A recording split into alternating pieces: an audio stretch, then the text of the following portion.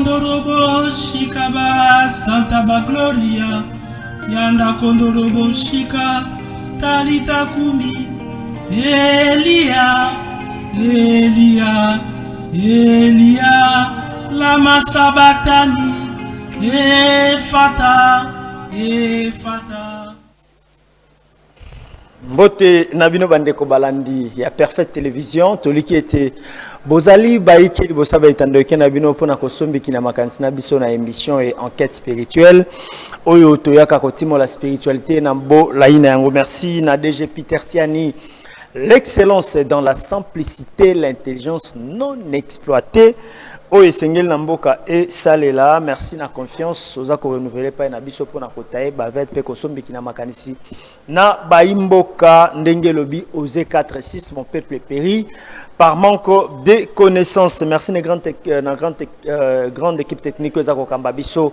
Omokolo Malelo, merci na ingénieur Flori Ngandou, merci également na ingénieur Nabiso Emmanuel Mwamba, sans oublier l'ingénieur Samuel Tiani na Baebanso Bazali Kolanda Biso de partout. Boy baete tozana sengo ya koyamba lisusu moko ya ba grand maître spirituel ya mboka na biso oyo tikalié kaka akuma conseiller spirituel na matière ya spiritualité ya mboka na biso ekozala officiel très bientôt ngana zo sabino parce que makambo ezali bien ezali bongo grand maître Avatar Manjolo Jean-Pierre na ndete kosombi kina makanisi Omokolo Malelo rappel azaki libanda ya mboka il vient fraîchement na mboka oncle Sam. Voilà, bienvenue, shalom maître Avatar Manjolo. Merci beaucoup, Papa Famba. Salutations aussi à Batignoso. Merci pour l'invitation. Tellement que n'a permis pour le but qui s'engage au salle à moi émission sur la spiritualité. Il y a tellement qu'il a considéré Kayo, on a considéré qu'il y a aussi tous les bateaux à l'andar émission on a le baki. Il y a tant de fatigue, il y a quand même. Très bien, merci beaucoup, maître Avatar. Voyage les Kinden. Oui. Tout à l'heure, l'équipe bien, ça qui juste à formation. Et très bien. Merci beaucoup, maître Avatar Manjolo.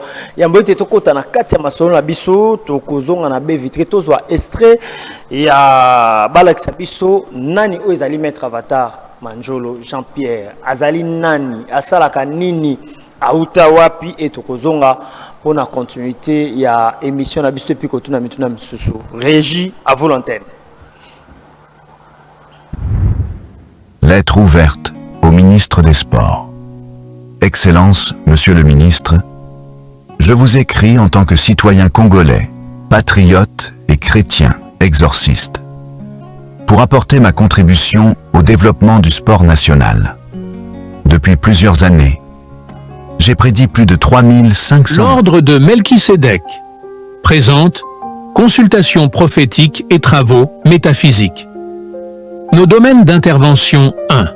Voyance et prophétie 2. Exorcisme. Retour à l'envoyeur des attaques mystiques et dégagement des liens maléfiques héréditaires. 3. Confection et magnétisme. Pentacle, talisman et amulette. Protection, chance, attirance. 4. Formation et initiation. La théurgie, la kabbale juive, la physique quantique, la numérologie, la haute magie divine, l'ufologie, l'hypnose, la fabrication des golems 5. Orientations et conseils dans des cas impossibles. 6. Pacte spirituel avec les entités ou génies aquatiques, terrestres et aériens. 7. Pacte avec les divinités Yahweh, Ogun, Horus, Isis, Aset, Allah, Akongo. 8. Travaux par demande. Vivez votre vie sereinement. Ne vous souciez pas des jaloux. Vous voulez être protégé du mauvais œil? Êtes-vous fatigué d'avoir constamment de la malchance? Les énergies négatives bloquent-elles votre chemin vers le succès? Les services de désenvoûtement et de protection de maître peuvent vous aider en vous protégeant des mauvais sorts, du mauvais œil, des djinns et en débloquant tous les blocages dans votre vie. Ne laissez pas les énergies négatives vous retenir.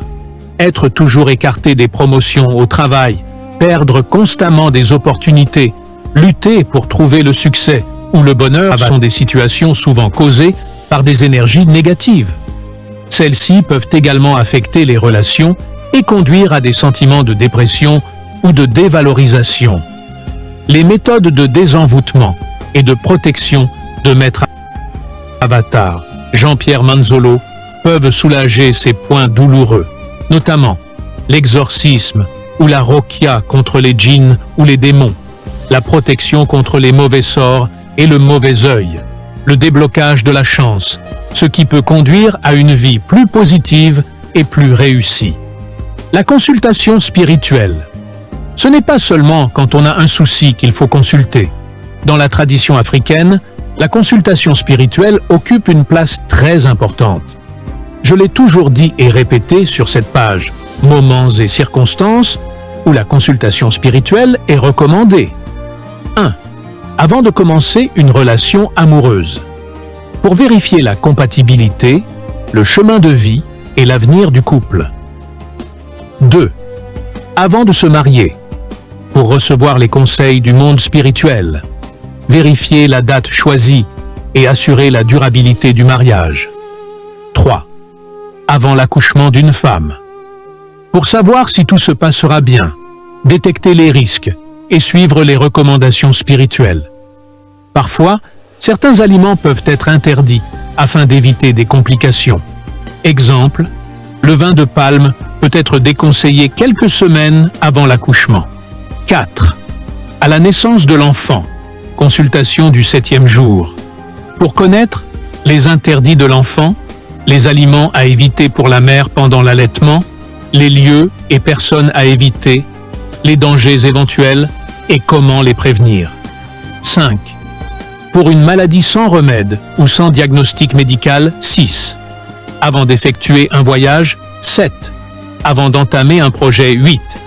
Avant d'acheter une parcelle, surtout pour y construire et y vivre. 9.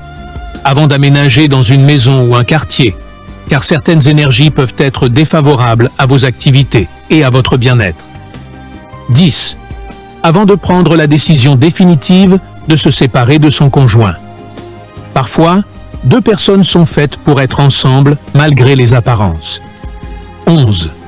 Avant une grande intervention médicale, surtout chirurgicale. 12. Avant de choisir une date et un lieu pour un événement important. 13. Lorsque l'on se sent submergé par des problèmes répétés. Ce qu'un sage voit en étant assis, un enfant ne le verra pas, même du haut d'un arbre. La consultation spirituelle permet de voir ce que nous ne voyons pas. Elle permet de voir le passé, le présent et le futur. Lorsqu'on voit le mal devant, on peut facilement y remédier, même si la mort était annoncée. Nos ancêtres vivaient longtemps et en bonne santé parce qu'ils anticipaient tout grâce à la consultation spirituelle. Voilà l'un de leurs secrets. À propos, je suis Monsieur Manzolo Jean-Pierre, dit grand maître Avatar, exorciste, magnétiseur, parapsychologue, voyant, ufologue, physicien quantique, astrophysicien, angéologue, théurge, thaumaturge, expert des cas impossibles, polyvoyant, formateur des formateurs. C'est l'expert de l'impossible, le grand maître thaumaturge et hiérophante Avatar, Jean-Pierre Manzolo, président de l'ordre de Melchisédek, contact plus 143 816 118 637 plus 243 896 472 788 plus 143 895 765 326 JP Manzolo Maître et Avatar @gmail.com.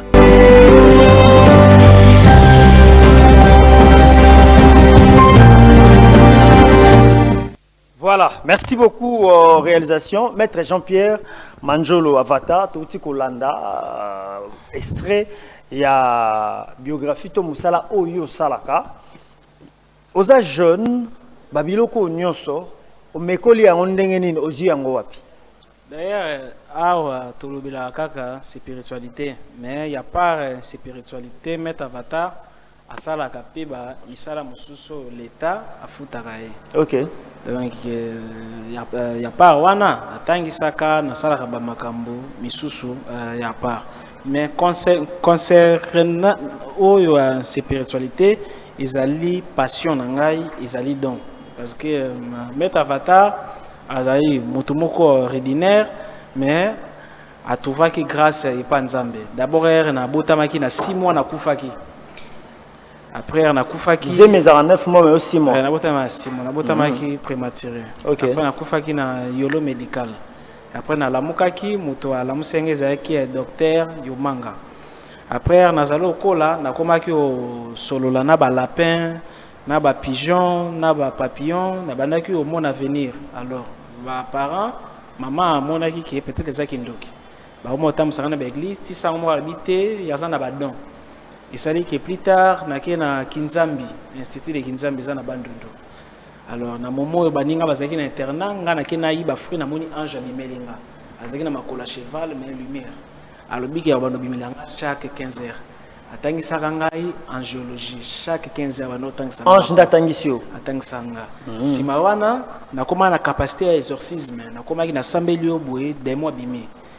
Ezali lelo te na bandi spiritualité. Tous les camarades na ngai baebi ke depuis be mwana nazaki ka mystérieux. Et ça dit que tango na komaki na moi découverte ya makama mukili ange wana tikaki obimelanga. Alors na koma oluka na eba makambo banda otang sanga et kokani na connaissance nini. C'est là où on a comprendre que dans chaque religion ils ont une partie dans le bâtiment. Christianisme ils ont une partie dans le bâtiment. Kabbale juive ils ont partie au culte christianisme. Soufisme ils allaient partir au culte islam. Alors malamoko na komaki osala ba recherche na babiloko e batama na religion si malango na komo osala ba émission na ba conférence. Siko tous les makambo na lubaka. Plusieurs alors pasteur ba ebiango mais ba bomba kango kaka pona bango. Mais ngai bita ba enseignement ngezalaka au lieu que osana problème au lukanganga. Au lukanga, au luka prophète, au luka mbiko de alors chèque nabino. Comment yomoko okoko trouver solution na kati na bino. Donc nazali juste un chrétien a découvert makambo yo et batama. À l'entretemps d'autres loges aussi ba benga ngai pour na ba conférence parce que kozala mosala nzambe yesengeli o le kabato a loge belé na connaissance na pouvoir. Mais connaissance ba développer kango. Yomoko yebi ke na sala ba conférence na Roscoe na ba loge belé o na sala ba conférence. Imaginez nazali alors membre na bangote mais ne ba respecter nga. Ba obenga yo. Ba respecter kanga alors pourquoi? Parce que ils ont la connaissance na pouvoir. Na 7 2 à Saint-Esprit, ils ont la 2 à connaissance. Chrétien a condima malheur et guérison. Mais a condima jamais à connaissance. La Bible dit donc dit dans le livre à Daniel, Shadrach, Meshach, puis Abednego, roi Nabucodonosor, amoni na kati na bango ki bazaki na esprit supérieur, 10 fois supérieur que ba magicien. Puis dans le livre à Osée chapitre 4 verset 6, nzamba lobi mon peuple périt par manque de connaissance. Donc les connaissances. Ndeko nanga yokoko za la mokonzi.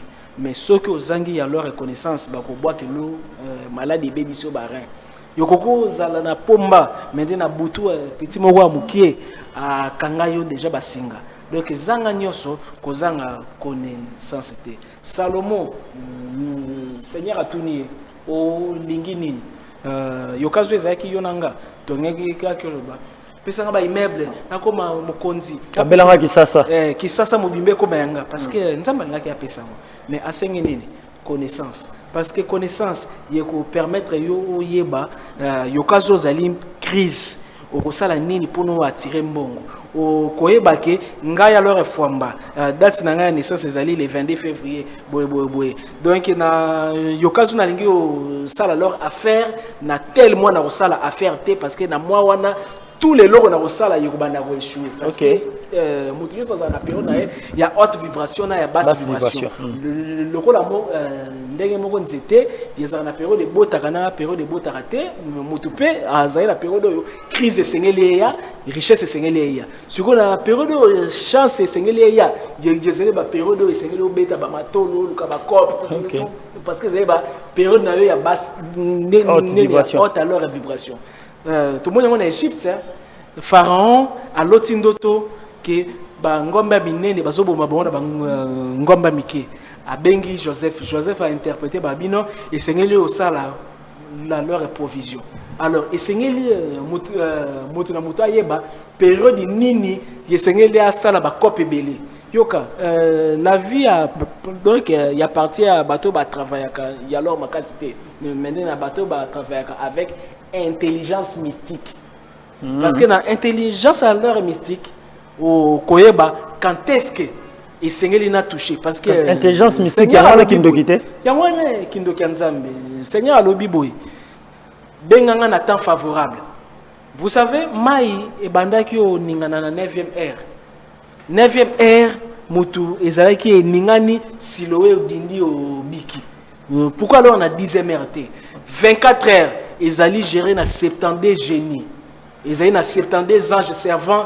et 72 démons servants ceux qui ont na côté à satanique ils ont 20 minutes na côté à nzambe pesa na 20 minutes la journée et loko moko koko senga nzambe ils ont na 4 20 minutes parce que bira alors 24 heures ils ont na 72 anges ba les dirigeaka journée ezali na astre nango lundi lune na leur mardi Mars mercredi Mercure jeudi Jupiter vendredi Vénus samedi Saturne dimanche Soleil lundi Dieu allait diriger à Gabriel la leur mardi diriger à Samaël la leur mercredi Raphaël jeudi alors Barachel vendredi Aniel samedi Sachel dimanche chaleur Michael siko chaque jour yezana loko basenga nzambe Jésus na kombo nzambo e vibraka Elohim eza na jour ba bengaka voilà alors pourquoi Jésus lobi bozalo osenga bozalo ozwate parce que bozalo osenga mabe Jésus alors na ba rendez-vous mususu yavana no kendango kati ya ndako na yo na épouse na yo yeza na position mususu rapport boko salade yeza na couleur mususu elamba na rendez-vous ya l'art yoko lata yangote parce que ezali na mystère ya couleur vibraka Yezali na basine misusu so alors maboko yokoko sala on a rendez-vous et celle que motozalo solanae andimi alors nyoso wana bana nzambe ya wana na bible balobi nini Salomon lobi na moni ba prince esengaki ba fana ngwende mende ba fana na se mende bato basenga bazana se ba fandi likolo parce que toza na connaissance mystique mais biloko zolo ba wana na bible zate na bible zate biloko zolo non yeza na bible mais ba couleur rolata ezali na bible yoka est-ce que yebi pourquoi alors ba lobi que nene ba ça alors 44 000 anciens yo alors ba tira qui alors ba on a terre ba sokola qui la mode on a makila ya Jésus donc makila ya nu emolé veut dire que yelamba la bango comme qui rouge que là alors y alors na apocalypse à chaque fois ange azalo y apparaître y a na couleur elamba moko alataki soit rouge soit pembe y arc-en-ciel Seigneur abomi mokili mai mais abimisi y arc-en-ciel symbole alliance chaque couleur y a la signification nango et vibraka les mêmes arc-en-ciel au monde qui bimarawana na nzoto na biso tozana ya arc-en-ciel e bomba biso babingango les champs magnétiques l'aura aura ils ont 7 couleurs arc-en-ciel mais aura et jouaka trois alors émission première mission aura et jouaka rôle la protection couleur bleue soki ngai nazali satanique na lingina attaquer fwamba na koti na kati ya chambre na boma fwambo kufa derrière chaque parole les en son derrière chaque son ils ont la vibration derrière chaque vibration ils ont la ondulation derrière chaque ondulation ils ont l'esprit il faut voyager et comme il a likolo mutu na yo au consenti basuki ya mutu etelemi au sentir mali chair de poule yo kazo zali connecté au kokyo déclarer maloba au nom de Jésus na bengani nyoso mabe alors yo kazo yora na yo wana ezali na ba madofolo madofo elakisi ba madusu ezali la ba trop mais esengelo yeba nini etobolaka aura na biso na kangi ya alors parenthèse yokazu ezali la ba trop ya tak wana ekoya yekofana na plexus solaire centre ara ezali libumu ya tak wana na moment alors efandi yokomona na sima ba jour obeli okufi osali accident et ainsi de suite wana aura na yo ya couleur bleue et comme na problème malade ya fana ne fana na kati ya nzoto na yo esengeli e pénétrer aura yokolala oloti yozolia musuni dès que yozolia musuni na rêve yebaka sima mikolo yokozala na maladie yeko apparaître yata ya après 2 ans parce que yelo komorote et comme la rabiso na moi sans que comme na butu mutoaza multi-existentiel multi-résidentiel mutoazali na système terme moko fractal veut dire yezena ba dimension ce que alors balingo détruire yo nano na monde spirituel alors santé na biso zali vibrer na couleur jaune et nyoso ya vie na yo ezali gérer na aura yango na faites trop attention moto simba simbo na alors mututé plusieurs alors pasteur ba bébisi ba vie ya bato au wuti au sala rapport sexuel okeyo sambela bandimi jamais alors yokoko osambela bandimi tango yo osangisaki nzoto na mama no ndako même na moi sina za lisum ouais yokoko sala ngote yokazo sangisi na ye veille que donc bimisa mercure te on comprend le temps bi mercure veut dire au sali na madame rapport au bimisa alors yelo côté et renforce sa énergie non c'est impossible te na koko tangiso ezali magie sexuelle ba yo ngango kana zef na kangi parenthèse il y a jour to le belango parce que Jésus a ça qui a mona mais sentiment ya ni on les akaka il faut mercure yoka sentiment wana moto e diminaka vibration siko esengeli o vivre ngo obimi sans que ozala satisfait mbala moko yeko créer chaleur na niveau à colonne vertébrale moto azana nyoka moko na colonne vertébrale na babinga ngo kundalini alingani 3 fois dès qu'il y a matalikolo ako fungulo miso molimo et makambo belé ezali science mobimba wana na kati wana ezekaka ndambo ya kolobena yo importance ya connaissance en soi to ebina no lote. Très bien, merci beaucoup maître Avatar na mayo utikoloba wa kasi to koba na émission na biso na mituna meike to rotuna yo okuko sa biso rôle ya spiritualité pour l'évolution en mboka. Merci beaucoup. D'abord, Zaki na Libanda a remarqué qu'elle a misé parce que un spiritualiste dès qu'alors Abimi Libanda a kendaka ambiance te. L'ambiance est là un spiritualiste te. A kendaka te qui a la japonais te. Mais un spiritualiste a kendaka d'abord à ta la nino yo izangi pa na biso et pa na bango izali. Yelo kal boswer na keo comme on a na vidéo na kota ki d'abord na mise c'est ma formation na biswana kenda ki na vise taki ya leur mise au mise mise plusieurs photos ezana alors mise na bango na remarqué alors nini na remarqué d'abord nyoso ezali na mise on ezali ya biso d'abord alors na y'entré nango ezana phrase moko alors leur commis wana balobi et sengeli yeba passé comme ça il faut pesa yo sagesse à présent présenter et yo na fitir bien OK ana bien d'abord na kati wana na moni na ba objet mususu eza na pouvoir ezali recharger mais elongwa il pas na biso ekenda kuna bazali valoriser ngo mende yo na village na bino koko na bino azana yeloka bokoko mais pasteur alobi tumbango.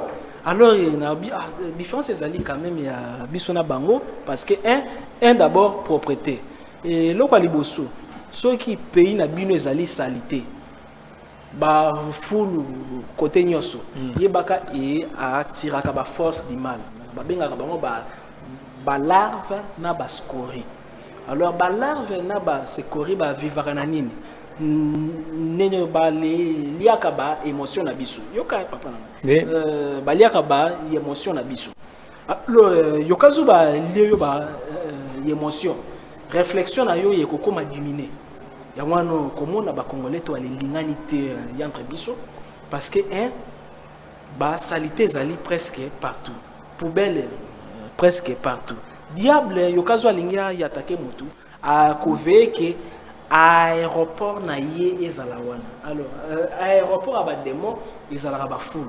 Siko yantro ba les démons ba yakaka pona ko evri makasi ezala na ba carrefour. Côté nyoso banzela ekutani 2 3 4 et créaka chamoko énergétique ba bengango vortex. Seigneur alingi a bénir ville, a bénir quartier, a koyana no na coin avenue. Ange a koyana coin avenue a déposer énergie topé na rond-point. Suko soki ezali bato balingi o bloquer avenue, tout la leur bato bazawana. Ndoki wana ya koveki poubelle ezala na coin avenue. Poubelle ezala na carrefour. Côté nyoso poubelle ezali na carrefour. Yeko permettre que nyoso bakoloba ya mabe wana yeko simba parce que na poubelle wana yope okay obakisi mouchoir na kati yebaka mouchoir na yo ezali yo yazena ba poubelle mususu ba créa kango intentionnellement na bata ba loge noire loge satanique habité et sengelo créer poubelle place ana parce que la poubelle wana mystiquement ils allaient déjà nzungu ya kozwa bino ba chance na ba réflexion na ba connaissance OK ipe kuna ozui Jean-Pierre quelle est la poubelle wana visango la Bible dit prier sans cesse ozui poubelle lingi obwa ka wana kati poubelle mususu sambela parce que na momo obwa ki wana yezena ba esprit ba koya wana azui alors sous-vêtement na yo a monivi na yo à comprendre. J'ai papier mouchoir na yo. Papier mouchoir na yo. Nini na yo a alors masturbation. Donc azui yango comment na moisi a comme na problème à robota, homme a comme na ba faiblesse sexuelle, réflexion na et comme alors limité. Yokazo simbimbongo. Yokozala kimia kaka ceux qui aussi yango en plus yokazo ba nobeli makamwa malamu wa pays population et kobetango kara match c'est pour la malamu nini distraction mutumo wa kendaki a diembela kina bis tous les bateaux na esengo nini crime boyo tipo ya makina ya beda shuana ba ne ba gagner mbamoke ti bateau na esengo pourquoi parce que envoûtement populaire ezalaka envoûtement collectif et zalaka déposer la saleté et qu'on veille que bino moko bo aller détruire moko la bino parce que plus alors ba poubelle les aller zala partout il y a à la fois spirituellement tozala déstabilisé mais physiquement parce que physiquement chaque alors poubelle chaque alors milangi na ser mabele et créaka couche moko opaque mai ekolekate et après toko koma ko no ba mabe alors na ba konzi bazolo bongisate alors que biso nyoso tozali bebisa mbala moko ba force du mal yeko veiller et tika biso na kata salité et salité wana e ko trouver conséquence nini to se développer difficilement parce que propreté mutu yeko sala ki to se développer cimetière na biso. Imaginez cimetière, logiquement, il s'est ça plus de 40 ans, si madame vous avez la procédure pour détruire le cimetière. Il y a plus, ils ont un rituel, tous africain, mais bino bozui cimetière pour aller clairement indien. Et alors qu'il y a qui n'a pas ah mais sous ces qui on est travers ça qui alors peu. Alors alors amana ikoya continue nzota bato lokola envoûtement. Donc so mutu akufi bakero kundae amezala kuna et traversa kambala moko te parce que yezana trois types liwa. Liwa ya mort subite yokazo esengala ki okufa na 50 ans okufa na 30 ans okozala kaka wana lokola. Donc 20 ans na yo ozala wana. Likolo nzoto na yo. Likolo nzoto no zalo. Pe bakundaki yo. Sikoa kazo yam na yo e traverser yezana ba partie mususu etika la parce que mutazale belé. Na kati nzoto moko ezali na partie na vampire etikalaka mais ezali aussi na ba défaut na yo na ba qualité na yo etikalaka yango wana omoni ni alors Moïse akufi Satan na Michael ba weleli mikuwa na ye yango wana komona na chaque église alors catholique na koto sango alors telemaka ezaka soit dans morceau à botomo akufa fois ya 5 moko akufa batsa wana parce que présence ya elamba mutakufa cimetière moto akufa ezalaka mbala moko na mémoire na na place wana alors sengelo respecter ya leur mémoire soit que alors respecter alors ya moté mémoire et silikaka yokazo esiliki ekreaka yosiba érosion ekreaka yosiba inondation ekreaka yosiba incompréhension ndeko nanga sala alors elo malamu ba robeta ngo vie mais ndé amabe ba kopier yango alors côté news tandis que na komaka meilleur projet na côté ça on a présidence na côté ça na primature na côté ça l'Assemblée nationale tous les préfets projet on est le bakinini ezaki agence nationale ya qu'il tire à connaissance ancestrale, il y a archivage mission na États-Unis, na Russie, na Japon, bazana quatre services secrets na bango, bazana service secret ya métaphysique. Mais biso, ils ont la police, ils ont l'armée, ils ont na service de renseignement, tous na département ya métaphysique. Alors que Congo na biso ezali na ba phénomène elekaka y avantage ezani na ye pas ya papa pas leur moi na temio yebika lingaka célébrer libala nanga ya kufa kande avant parce que na lukaga na nyawa ngo alors ko célébrer na mona ekareza ye donc ya lias na biso ceci tonga ko la tonga ba singa oja mtua et lingaka eza moi sinon pas ngandim Kasangandima parce que c'est l'homme qui dirige. Mais c'est moi le chef. C'est vrai qu'il y a dialogue et c'est les hommes. Alors, dès que alors il n'y a pas papa alors à moi dans vous trouvez qu'il y a une formule indique. Toye tobi et papa. Pesa biso formule. Tosai la moté, tosai au bomba on a patrimoine national. Azu a pesi formule to. Alors bombi akufina ya kiti tokei kuna papa akoma Lyon pesa biso formule pesa formule ba mekango simbi balati sur ya leur médaille après wana un jour même formule wana il peut permettre biso pour na se défendre dans la guerre toko la sekake aussi toko transformer mystique et combi technologie liboso ba téléphone ezaki te mende ba ndoki ba bandako solo na ba téléphone. Alors, comment leur mine donc la chance mystique comme la technologie et la science physique quantique et mécanique quantique.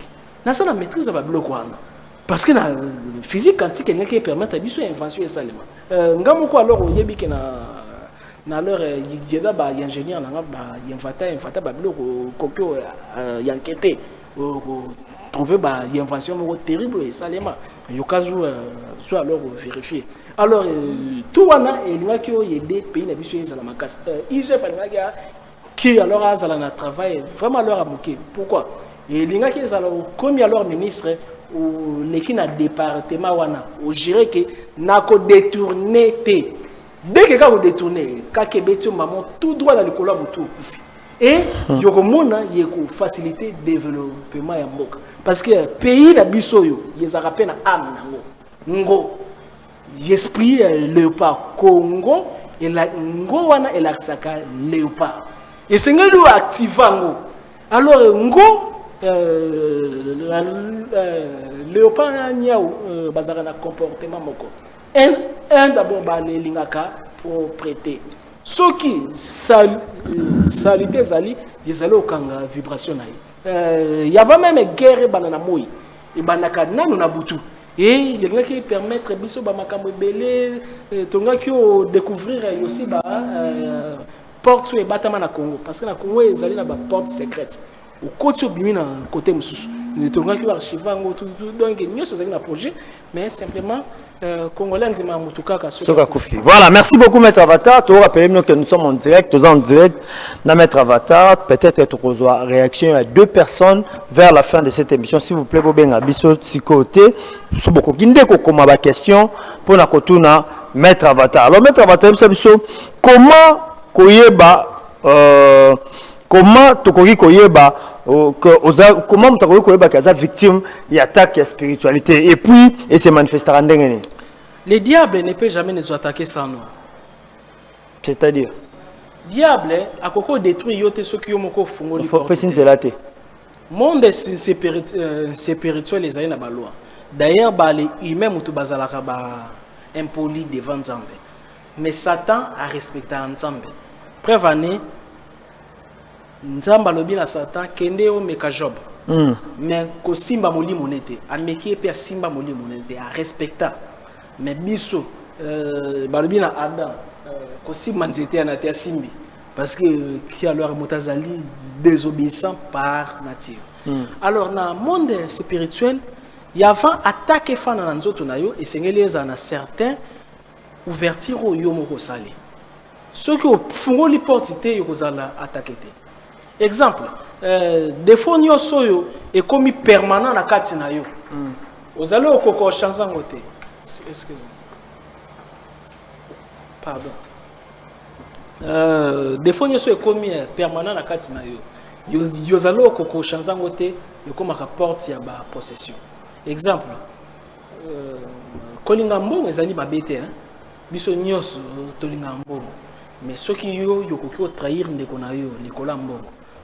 Ceux qui yo que non nini osali copain leur camarade yo melie mbongo osali escroc des fois wana yeko développer la carte na yo liki moko spirituel liki yo plus tard yo kazo développer yeko bimisa présence ya démon maman moi alors moto agiraka leur koso ya mbongo alors maman azali installé donc na côté na yo comme osali alors chrétien aux alliés sataniques, satanique qui alors maman a pour remettre une richesse, mais chrétiens, musulmans, tout leur bataba religion, l'église du Nord on dit alors malam que nous allons se comporter na escroquerie.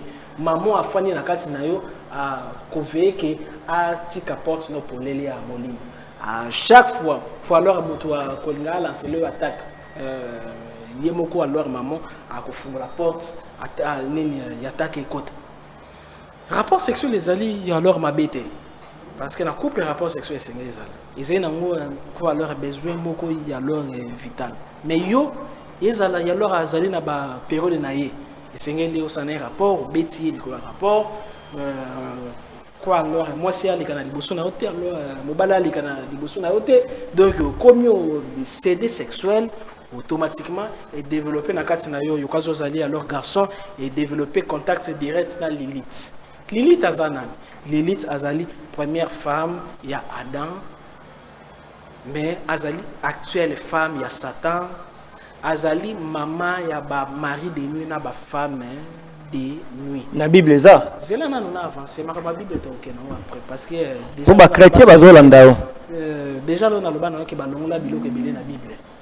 Alors babilo kana ba ngola yango wana nde nazalo bimisa tellement que minutes zali li alors muke yokazo zali alors mobali alors ba kotia na contact na Lilith a kosala nini a kotindela yo femme de nuit nana na ngana pa nazolanda yo na sa émission te na lo nazolanda yo nazolando très bien ngai na kipa batuna nazolo kipende yo parce que ayebi que comprendre bango yo si ba koba voilà. Alors, ni yango koleka ya ko risquer atindeli femme de nuit. Dès qu'alors on l'a lu au lot sur ayo passer alors rapport yebaka na sexe na biso tozara na code et contrôlaka étoile na biso. Diable ya ko mon avenir na yo. Mais a ko chanzango kaka soki azui code olala oloti rapport wana yebaka code no ba scanner. Alors diable a ko botolo ba chance.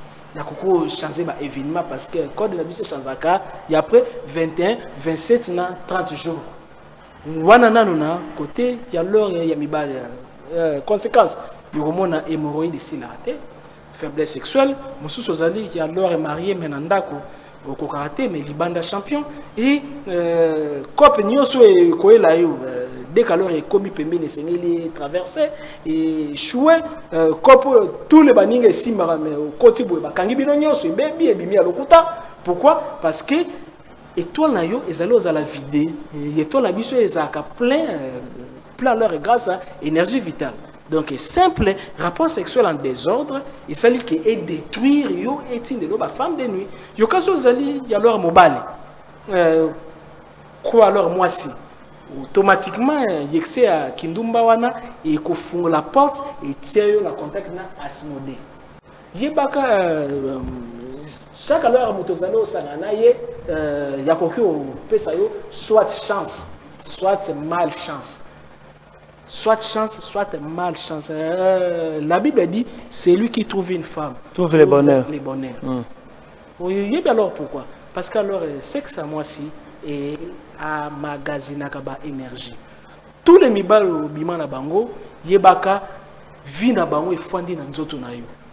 Parce que ezali na méthode ya ko désactiver bango. Au bima mobile moyibi. Bien alors malédiction et fani na kati na yo jour où un homme ordinaire abimi na yo akolokota ba malédiction na nyonso c'est pourquoi il y avait leur rapport sexuel et ils allaient na ba prière à kosala ils allaient na ba mot ya kosala ils allaient na rituel à kosala na leur maille ils allaient na phrase au koloba il y avait na pénétrer parce que va pénétrer bongo te ils allaient maison moko sacrée oyo yekoko bebi sa vie na yo Yokokyo bongisa yosi vina yo. Yokokyo réussir na affaire grâce à rapport sexuel. Mais Yokoko échouer na affaire grâce à rapport sexuel. Parce que ils apportent à la fois bénédiction, à la fois malédiction. Nous sommes des alliés gérer na ba démon, gérer na ba ange. Mais à titi na yo, motoko décider ce qui est attiré ange topé démon. Oui bien un jour na mbi alors couple moko. Quoi alors babi seigneur maître biso tozayo di alors échoué na vie puis alors moi na zate yelo zate na si bon comme bozali yalo ba marié bokendo sala mona moment alors amour bino nyoso bo ali senga nzambe kaka et loko moko et na lakisa bon ba technique et loko ba senga ki nzambe apesa bango ba bota ba jimo. C'est parce que dans le monde spirituel il y a ba possibilité belé ya ko zo solution. Yokoko zoa solution car na ba psaume il y a plusieurs clés. Yokoko zoa solution na rapport sexuel na créer d'abord alors livre. Yokoko zoa solution na ba nzete chaque alors nzete il y a un rôle nango. Soit alors na ba bague kaka e pierre e bende il y a un rôle nango kayoyo il y a un rôle nango zelu yokoko bonga na vie de couleur rituel à zelu kaka alors mai donc Seigneur a lingi biso tellement pesa biso ba espace belé alors yormi ça ba koki ya attaquer yo car na regard et Seigneur yo yeba que non koboya ba leur bonjour à batuté Maria maman na Jésus a eu bénédiction donc Nicolas Nzimaki bonjour salutation à ange mais yo ba pesa bonjour car peut-être quand on a bonjour ou alors boyi dans le monde spirituel ba bote no chance yezele ennemi na yo a tonga kyo a yebiki o yebiki a tonga kyo ya pas bonjour o boyi a sepeli parce que o siliki kanda na yo nde force na ye et singili plus aux ala na amour linga a adversaire na yo plus alors o sali bolamo a chaque fois ko linga salo mabe et que ça la triple choc retour à l'envoyeur na ibité na lobanini parce que ma ko baiser belé est-ce que tu allez sur un ministre à Colombie Mwanda Mbozali oui ezali d'accord na ko continuer kaka alors wana te attaque aussi et ko ofanda na ba lié ezali na ba endroit consacré na ba force satanique ba benga ba les hôtel à réclamation ezali na ba famille que no ba déclarer motute à ko bima Congo yokazu bosali ba démarche ndenge nini moto akobima na Congo te pourquoi yeza na koko na bino moko asalaka mutu moko mabe yeza famille mususu mutu te a kokyo simba 1000 alors dollars yokazu leki 1000 dollars okufi baba biso kaka tous les mutu abimisa mutu akufaka yeza na na ba famille bango nyoso babotaka kaka na césarienne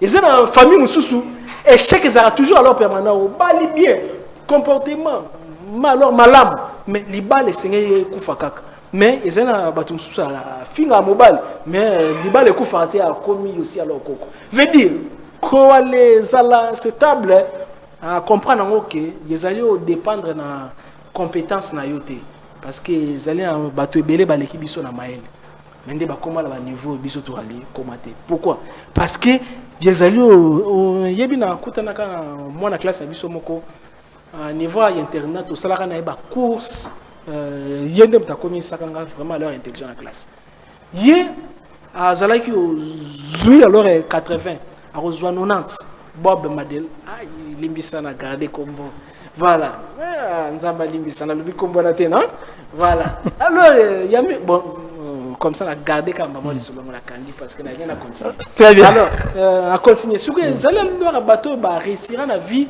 mende azaki alors maël était musu azali vraiment alors maël mende azali obunda na pourquoi ils allaient peut-être na libé moko papa no asalaki maman no asalaki mais comme vous allez à kila papa na yo yoko futa peut-être pas ofana ki na ndako moko ko ndako wana yebi ezali ba ndako mususu okoti boye ozaki alors na mwasi ozaki ya bana obimi yo moko bangiso bakufi to pe divorce salami na lupango okoti okoti na mutuka donc bimi na ile bimi ya kala na ba papier a winner okataka kataka pe bimi vide ezali lo na ba ndako ezali ya alors modi ezali ba sanctuaire c'est pourquoi dès que zui alors ndako esengeli loko liboso o consacré yotel ya ba esprit de lié yoka esprit de lié oui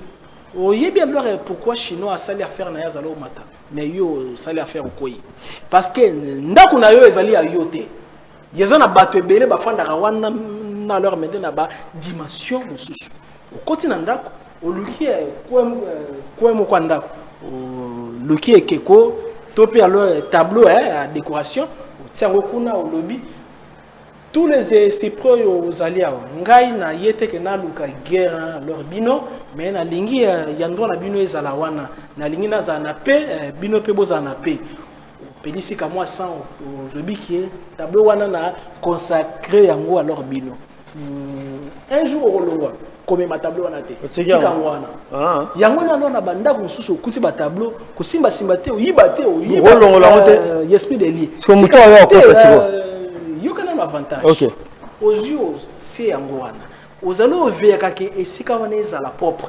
esprit de lié tous les mindele ba yebi ba technique wana esprit de lié ya ko veye ke kimia ezala na ndako demo libanda lingi akota génie andako wana ya kobengana ngo chaque endroit ezala na ba esprit de lié sikoyo quand est-ce que yo ça la prière de délivrance andako soki nde osali eloko bongo mais ozalo sentir on dirait ba esprit mabe baza na ndako ba porte ile la ba liwa ba malade wana nde yoko procéder na exorcisme mais yo okay na ndako batu mbalabo na bengane milimo nyoso non oh yo wana okomi M23 na obengi ba pasteur sur ba salon te basala kana no bongo te ko banana no bengana te yo bengana chance ndako wana likola ba bibengana bengana na leur chrétien comment ba bibengana bengana yoko yo bengana chance ndako wana chaque endroit yazaka na génie oyo azaka wana yo nde respecter ye yekuna kipe makambo na ye yo pe o kipe makambo na yo très bien merci maître Avatar to ki masima tango tozongi na be vitré bo pesa biso élément ya mbote na kota na motuna ya makambo eta image poto ozela barrage ezela biso le 31 mars awa maître Avatar aolobela biso sko ba vérité alors tant tozonga na royamba ka deux appels pour na pesa bino opportunité bo sola na maître Avatar en direct na télévision alors réalisation pesa biso élément ya match tozonga pour la continuité c'est parti.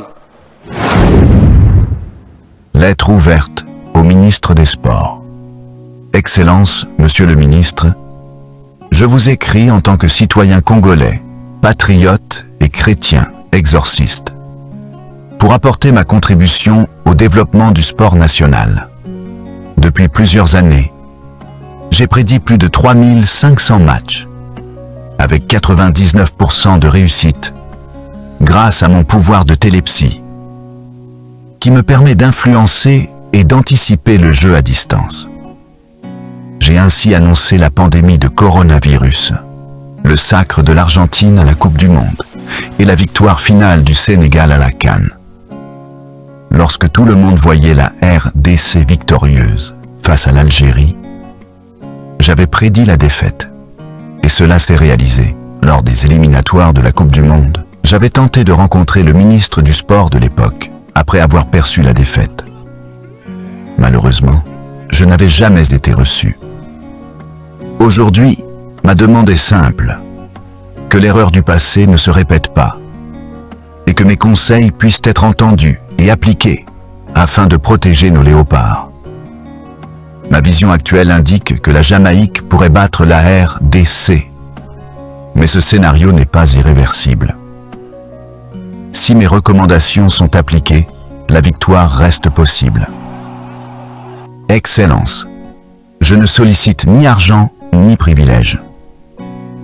Je demande simplement une rencontre pour exposer clairement mes perceptions et mes orientations pour le bien de notre équipe nationale.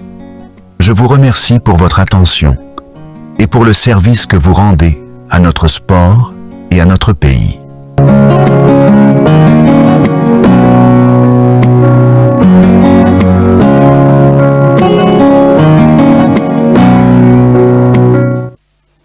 Voilà, sombele suka na makambo awa bato ya ministère ya sport bofongola misu bofongola matoi boyoka nini oyo maître Avatar aena ngol supona kolobela bino lelo toza en direct tozali le 11 mars 2026. Alors le 31 mars oyo toza na match contre Jamaïque. Comme rappel, maître Avatar alobaki Jamaïque a kubeta au gagner équipe ou a beta sur une nouvelle Martinique so gagné maître Avatar alobaki nini Jamaïque a gagné qui yango oh équipe aneza makasi ke Jamaïque. Alors alobi sou que Jamaïque a ko gagner biso soki to consulta qui était to ba to kopola. Alors na ebité est-ce que banani maître to ba génie au ba kambara match ba soline nini est-ce que va changer ou bien va changer te tokopola to ko gagner. Alors maître Avatar destin ya match pour les 31 ezandengeni lo bana bo solo pe bo sembo po ba service nyonso ba rolanda biso solo bi mabe ba proposer ce tour lo ba etali ka raison engagé. C'est parti. Vous savez mon match est une infraction te au Belango.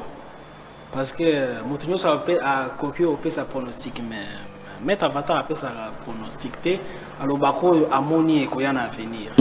Ce qui alors a botoyé à l'obinayo, Papa Famba, na moni qui obimé au sali accident. Yo au fingi Moutouana. Au moni qui a cosi, obimi pe au sali accident. Faut tes anani ya yo. Alors négligeaka prophétie. Nasana plus de 2560 prédiction avec 99% de réussite. Mais bien na loba isalema. Alors dès que na lobi loko eza oyo na moni nazaka hypocrite. Alors nini na moni? Ngai pe na linga Congo makasi ozana idée. Congo et puis sanga kombo nazana mo manzolo monga mo peuple Jean-Pierre. Congo et puis sanga bana na nga bazali ba Congolais. Et puis sanga mwasi, et puis sanga baboti, et puis sanga nyonso, et puis sanga musala. Pesa pe babiso. Et puis sanga pe babino. Et puis ça nga fumbo, et puis ça nga dendo, et puis ça nga nyonso malam. Donc na linga kango makasi. Alors, problème est allé à considération. Na combien lettres na cotiseni ministre sport. Na bine ke na moni mabe. Pe na bani ba démarche depuis na 2025, na 10e mois. Na ba bino ke match ezate. Et ba négliger na bi bon yokazu na lakisi bango ke na kosa kité na zalo lobela bango échec na moni kozala na CAN contre Algérie. Peut-être que vous comprenez que nous allons le Bamakabasoul. Et bah monipe que nous y Algérie match lobby dans le lobby qui est au pôle tous les nganga ba lobby qui est au gagné tous les prophètes mais to poli. Na moni bazali kaka na biso bisava. Azolo ba nanya ko gagner coupe puis CAN. Puis na classé na ba demi-finale na ba quart de finale na ba huitième de finale. Yoko kansa Isaki ya Nintendo nde na ba ko beta. Na bi oyo akubeta na oyo apola oyo ngani akuta na donc na classé nyoso tina suka pe et que ndenge na lobaki nanyo Sénégal akubeta na Sénégal mais Sénégal a gagné et na suka ninge créer embrouillement du na dindi na balle bala na ralati pas Sénégal a gagné et na lobiki Jamaïque a gagné ni alors un match à Yamika contre Martinique a gagné. Penalobi Lissousou. Jamaïque a gagné le 27 soyo contre Nouvelle-Calédonie. Sans bien encore ça. Ah non, babeti hein? Non, babeti. OK. A gagné Lissousou. Et le 31 Jamaïque a beta contre. Donc entre Jamaïque et Bobeta le 27, ceux qui m'ont gagné dans Koutana Léopard. Mais ils sont classés déjà que Léopard au Koutana Jamaïque. Toujours la classe à bon et ça dans la Ligue des Champions bateau et bien la classe à bon au pays seulement bon à nous 9 valeur pour ça. Et dans le but que Jamaïque a Koutana na biso. Mais dans le moment il y a Koutana na biso. Nini eko défavoriser biso parce que tu as échoué lamentablement face à Jamaïque. Alors que biso nous sommes besoin token des mondial. Mettre avatar à 5 mbongo te. Aza pauvre mais naza loko sauté. Na sengi mbongo te. Ba yoka moto, ba yamba moto, ba yambaki ba kole, ba yambi yoka, ba yambi mbia Lumumba, mettre avatar à 5 rendez-vous, azali négligé, na kota contact be rien, tout. Alors que ba yoka moto. Yelo que ça la passe ezaka soki commis trop tard. Foot et c'est pelé sarabiso nyonso, to c'est pelé la foot. Mais à côté ici ba négligé. Nini osala. Pour la nini to pola parce que to pola. Na soko ça té. Mais nini osala pour na to pola parce que c'est ngolo yeba les pourquoi. Première étape, to banda d'abord na comportement na biso peuple, biso parce que erreur à liboso et banda na biso peuple. Kende na page à Facebook à Nanyoyo, Jamaïque, fédération na bango. Kende na page à Facebook ya biso. Na page à Facebook na bango biso to finga kaka bango. Alors comme bango bazalo zongi saté, bazalo mela biso énergie. Papa Famba, ce qui alors mutazalo finga yo fandania concentré. Yebaka plus tard, ba chance na ye ko ya yepa na yo. Et là, ils allaient au salle, il y a pas ça. Ils allaient dans makambo ebeli na lobaka na émission ya leur passé. Oyo, ils sengeli ba konzina biso ba sala pour na ko aller gagner mais ils allaient qui négligé. Oyo, c'est pour sengeli ça les alliés négligé. Les solo ba locaux. Équipe na biso ezali à diaspora karaté. Et c'est aussi qu'on crée unité waneza le joueur abeta karabeta pe na kati wana mais dès que nous bazalo kabula boyo biso wa championnat zaraté yezali au pousser ba joueur a ba le lamsa qui motema mabe jalousie babe ngo mauvais œil wala pe et ko influencer makolo ba joueur kuna na stade. C'est un peu ça na leur match à Sénégal à wana Kinshasa Lobaki to polo na pesa na score. Mais na kenda na cette stade na banaki ozela comité recherche lukanga parce que na zeki na stade mais de babeta karato pola pe na match stade donc des abo to pola ah donc on peut changer te yoka ngai na zanzambe te nous avons la capacité wana na minute ko mona yoka nazali docteur dans le bino papa forma na salle examen na moni ozali na malaria mais na pesi yo ki soboyi OK on kufa na malaria non très bien donc comme na suka numéro de téléphone na bino numéro de téléphone pour na mutu nyoso alingi na zala papa na ya molimo zanga nyoso kozanga papa molimo te na kokio yedeo na makambo bele numéro de téléphone WhatsApp ezali 00243 81 611 867 00243 81 611 867 topé 89 64 72 798 nyoso tolobi le hôtel zaika introduction vous avez ma bongicité conférence alors dans un mouvement moko ba bengango or retrait des mails qui s'adek biso kuna yezaluka ba venger veut dire au continue na groupe na biso ya ba enseignement on s'inscrire na relaxa yo comment bimi na butu au kangindoki comment on continue na miro bimi alors lingio landa ba enseignement wana au komelinga et ba ko pesa yo ba modalité à recrutement parce que l'école les allés au fond à Makalaming. Très bien, tu peux se mettre au merci à nous sur Bolanda qui bisou na maloba mettre avatar de Tocheli Tono na émission enquête spirituelle mon komoelo. Merci na grand marché na Zando bande kolanda biso mon PP Asika Bomoko na président Esaï Zola. Patrick Tanga, Matadi Freddy, na Ralphi Fouamba, on se bazali na lisanga, mon pépé Asika Bomoko, ou quand na président Esaïe, sans oublier, big salutation à Madame Priska Toko, depuis Limité, Nzamba Pambolayo, à Watosa la mise au point, Peto Sukisi à Watolobi, politique, Ezali, église T. Oyo Salimbeba, Osengi pardon, Balembisio, ba faux politicien, ba komi koyeba. Alors, to sala, musala, na boye longo bani, to linga mokonzi mboka, to linga mboka oyo, nzambe apesi biso, esengweza parce que to yebi, tata ya mokonzi mboka na biso, mama na e place ya vandaka, e pa na bango to yebi, alors to linga ye, to che maboko, mboka na biso, eko kende liboso. Nzamba pambola bino, to kutana no mikonzi kwa na même heure, na nimewa sikabutika malamu, o mabota mabino, shalom.